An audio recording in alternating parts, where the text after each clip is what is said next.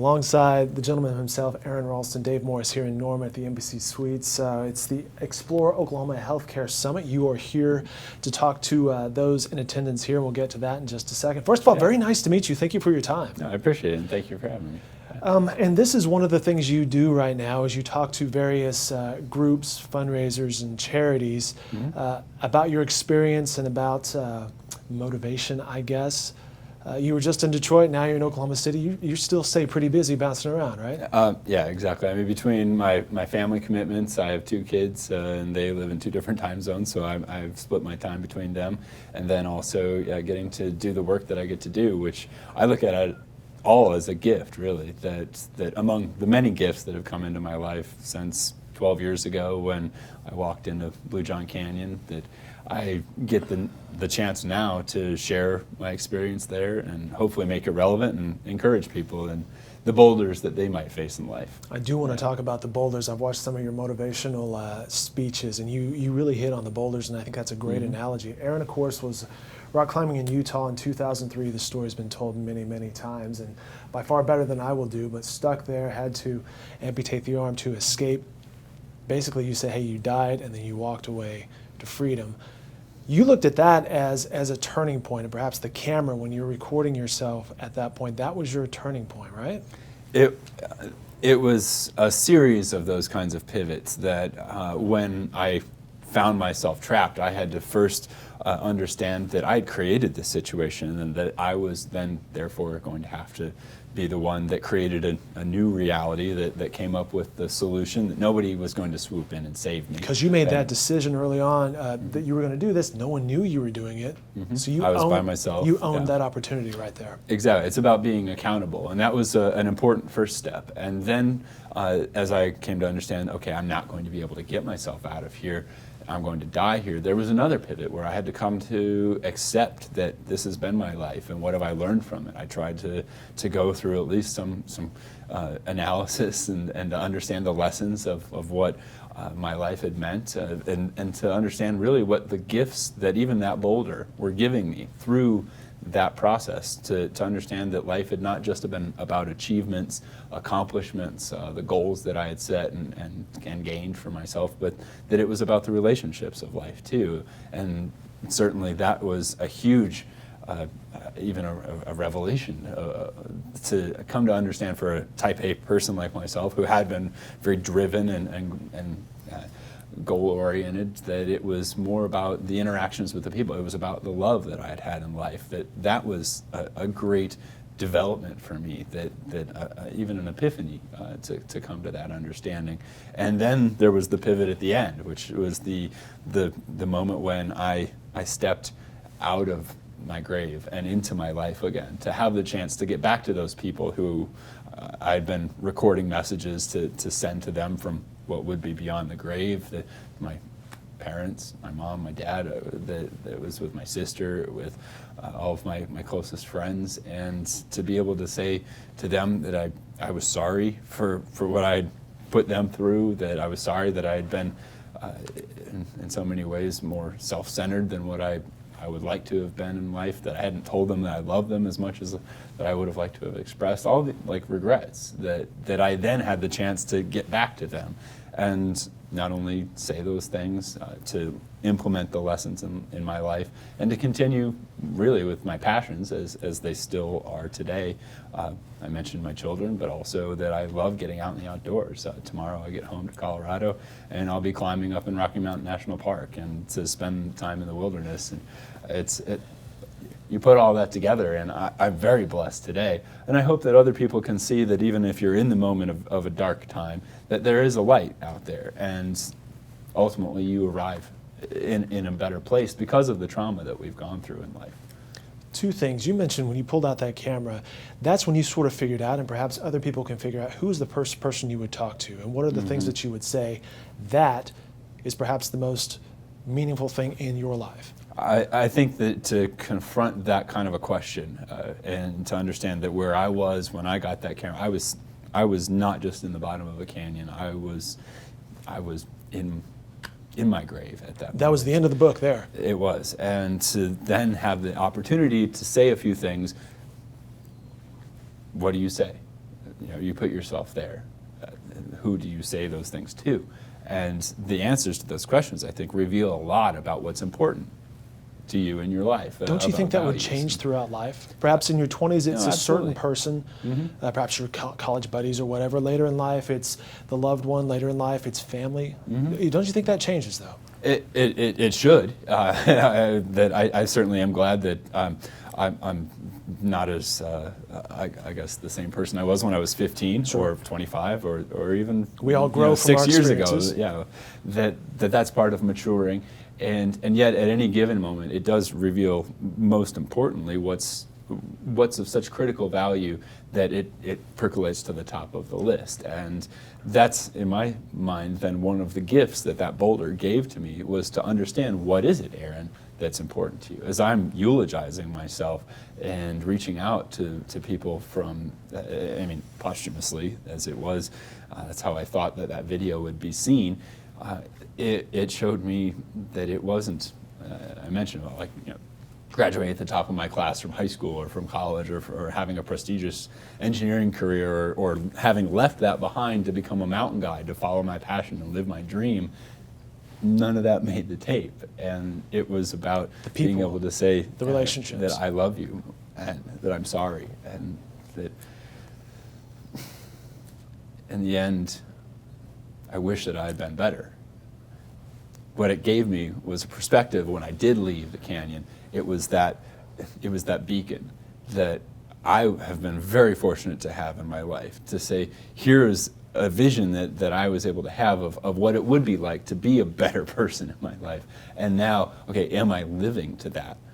I've been back to that boulder and that canyon a dozen times over all the years now. It's been 12 years since then. And that every time as I've stood there and I put my arm up and I stand next to that rock, and it's literally a touchstone, so that as I put myself back, I can reflect, am I living to those epiphanies, those revelations, those lessons? Hey, Aron, a dozen years ago you said this. Where are you at? Exactly. Are you still doing this? Exactly, and it's anyone who is in relationship, whether it's with friends, with family, as a parent now, it's absolutely incumbent on us to reflect on those relationships, and am I present there? Am I doing the best that I can as a parent to guide my kids and to be there in their lives? Really invested as much as you think you are. Hey, I'm doing the right things here, but when you stop and slow down, maybe I should dial in a little bit closer. How many of us? I mean, we all are given this, the distractions of having a space-age computer in our pockets at every moment that can distract us to no end, and among a million other things. That am I there in my life? Am I doing what I need to be doing? For me, it gives me also that space to consider. Okay, am I doing what I'm here on this planet to be doing? Part of it, I'm very blessed to be able to say yes, and I get to share about that experience to help other people. None of us are here just to enrich our own lives. I really firmly believe that we're here to enrich the lives of others, to take care of, be stewards of this planet. And that, to me, again, one of those, it sets the bar, and I get to say, okay, yes, I am, or I could be doing better still. We're always only ever on a path. We've never reached the destination. Sure. And it's the way that I get to see, okay, here's my milepost, and am I still making progress? I think you're right about that. It's not about what you want to be when you grow up. It's about exploring and those different experiences along the way. You mentioned boulders, and you mentioned the space-age devices we have in our pockets. Let me ask you this. Your analogy about boulders we'll get to, and there's a difference between what you consider is a boulder in your life versus the gravel and rocks that might just be uncomfortable on your journey. I mentioned, hey, I would had a Band-Aid on my fingers. I was chopping vegetables last night, and you're like, oh, really? Really? You chopped the... What? This one time. No, I got a story to tell you. Yeah, exactly. There's a green pepper involved. What would you tell people when they think, hey, I've got this big boulder in my life? Perspective. What is really a boulder, I guess is what I'm trying to say. And it is. And sometimes the perspective is to see that the boulder that we think, well, really, is it that bad? Like, okay, Aaron, so you missed your connection and now they can't get you on another flight and you're supposed to be in Palm Springs for an event and you can't get there. Like, okay, is this the worst thing that's ever happened to you? No. Did you have to drink your own urine today, Aaron? Like, I used that on myself. Did that 3 days in a row, come on. Yeah, it's almost a weekly basis at this point, because we do build up and we think that sometimes our problems are a lot bigger, like we can make the mountains out of the molehills, and I do it too. That's one shift in perspective. Another one is to see that, well, sometimes what you might see as being the boulder, but is really the blessing, and that's in the end what I have to say about like my entrapment, my amputation. Because you use the boulder as a tool to get free. Well, it was a very literal shift that, yes, not only did this, the agent of my entrapment become actually the enabler of my freedom, my liberation, it's my a heck of a way to look at it. That it was the boulder that eventually like held my arm so that I could break the bones and finally solve the riddle of how do you cut your arm off with a dull knife. With a knife that's too dull to get through those bones. That it's that shift to say, when perhaps it's a diagnosis of cancer in your family, that it's a diagnosis of depression, okay, all of a sudden you're married and now it's time for the divorce. That there are things, all of this, that I've been through, just those three things, having lost friends, to suicide, to blindsided by a death that came out of nowhere, that we are all experiencing all of these things all of the time, and yet they also come with their gifts. That, to me, going through what I did in the most blunt term possible, is to say that it was not at all a situation where I felt that it was horrific, or that I wish that it had never happened. This was one of the greatest things that's ever happened for me in my life. That I didn't lose anything when I cut my arm off. I gained my entire life back, as well as the lessons and the gifts that came along from the experience of actually being there during that time. It's in any given moment then, the boulder, as we might perceive it, we, I believe, choose to see it as the burden that's crushing us, that's pinning us there to the wall, that threatens our life. Or we choose to see it as being this gift that comes to show us what is important, that videotape, and who do you talk to, what do you say, that it shows us what we're capable of, that I endured far more than I would have ever believed possible for myself in my life, and that I came out of it with this perspective. And in the end, that it shows us what's worth living for, what's worth fighting for. And those are things that only come from adversity. Just because today, I mean, there's been reporting here in this last week as we came through the 10th anniversary of Katrina in New Orleans, and that I was reading an article on NPR about, it said that 3 out of 4 people in New Orleans who came through Katrina say that they're better able to cope with stress and handle trauma in their lives today because of what they went through with Katrina. And that's the gift, that it builds us up for what's going to come next, because it doesn't stop. Sure. All the way through, we just the boulders keep coming. And so we have to keep making the choice. Am I going to see this as a burden, or am I going to take it as a blessing? Hopefully that as I share my story, I can remind people, even as they are perhaps seeing something in their life as a burden, that there is still a choice to make, that there's a shift that they could undergo too. Last thing, Aron Ralston here, he's at the Embassy Suites here in Norman, speaking at the Oklahoma Healthcare Summit, presented by PLICO. And we're doing this interview before your keynote to wrap up this conference. Mm-hmm. What will you be talking about today? Yeah, for the folks here, there's a lot of doctors, healthcare administrators, professionals in the industry, that the challenges they face, the boulders that are in front of them, and these boulders aren't just ones that affect them and their professions. These are boulders that well, they certainly cast across our entire nation. Healthcare spending, each and every one of us, our experiences with our own health and with the healthcare system.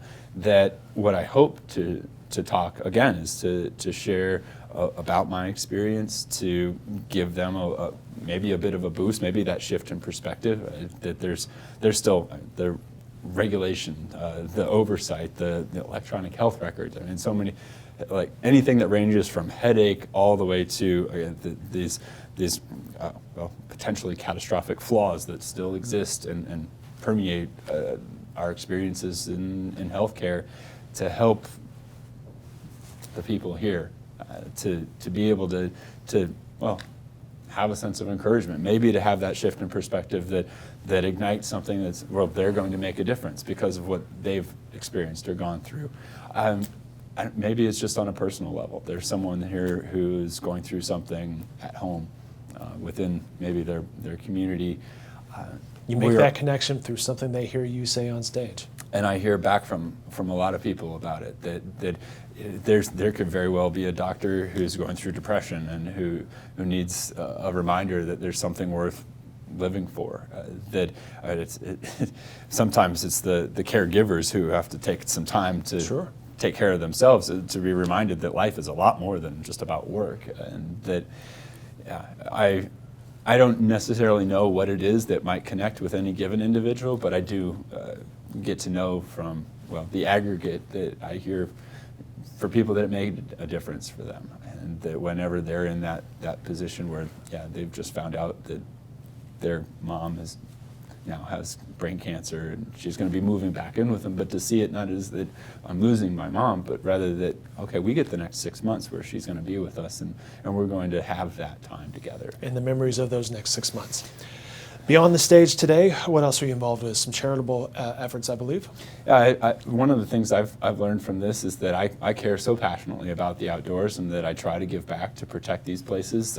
Blue John Canyon in southern Utah, still a place that's not yet free from the threat of drilling, mining, well, climate change, among many other indigenous threats as they are, that the unmanaged use of motorized vehicles in some of these desert landscapes, all of it coming to mean that I hope to apply a little bit of balance to that, to maybe someday see that very sacred spot protected permanently. That I work with SUA, is Southern Utah Wilderness Alliance, and SUA.org is their website where people can find out more about what's happening in southern Utah, as well as in Colorado, and some of the, well, similar kinds of threats, both to our forests and our mountainscapes, that trying to set some of them aside through, there's a current bill for wilderness legislation that's in front of Congress, that they haven't done much with it in the last few years. We're at a standstill on that front, but we still have the means to take other actions and at least play defense. Again, saying that there are places that are just too special to drill. I know, well, in Oklahoma, you are certainly home to a great amount of that industry, and also experiencing some of the effects of it. That there are people here who are trying to bring some of that similar balance, and I think that as perhaps a public figure, and certainly someone with a passionate connection to landscapes, we all have that at some point, whether it's the water source that brings our tap water into our homes, and maybe it's about the places that we like to go to recreate with our kids, that we have to defend and stand up for those places, because it's, they say, if not us, who? If not now, when? At some point we will have perhaps left everything in a bygone era where we remember what it was like before we went after that last burp of gas or drop of oil, and what we will have lost at that point is unretrievable. So. And you're lending your voice to those causes. Yeah, as best I can. Yeah. He's been on Dateline, NBC, Letterman, I believe. You were the question on Jeopardy. $600, right? Yeah, I don't know if that's like, maybe that means I'm more obscure than I think, or what. Yeah. And of course, the movie 127 Hours, James Franco, was pretty realistic. I thought it was incredibly authentic what they did, and I was honored to work with them for that 7 years that it took for us to take the story all the way to where eventually we were walking down the red carpet together. It was amazing. Blockbuster movie. Aron Ralston, thank you for your time today. AronRalstonSpeaker.com, I believe, is the website. AronRalstonSpeaker.com, yeah. Thank you very much. I enjoyed the conversation. Yeah, as well. Thank you. Rather, the way I look at this, again, this is the perspective. You know me.